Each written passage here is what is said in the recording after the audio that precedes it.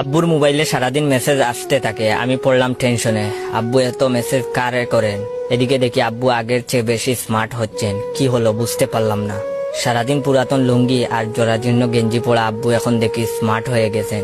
জিন্সের প্যান্ট আর ব্র্যান্ডের গেঞ্জি, আবার গেঞ্জির গায়ে লেখা লাভার বয়, এসব পরেই বসে আছেন।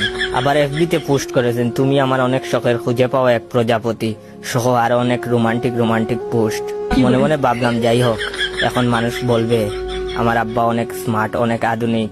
ধীরে ধীরে দেখি বাবা খাওয়া দাওয়া রেখে চাট করতে ব্যস্ত, এছাড়া জিমও করেন।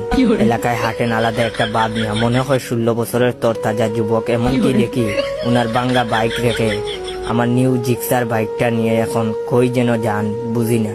হঠাৎ একদিন আমার ফ্রেন্ড কল দিয়ে বলল, জয়, তোর বাবার মাথায় কি প্রবলেম হয়েছে? আমি বললাম, কেন রে? সে বলল, তার বোনকে দেখলে নাকি আমার বাবা সিটি বাজান, চুখো মারেন আর রোমান্টিক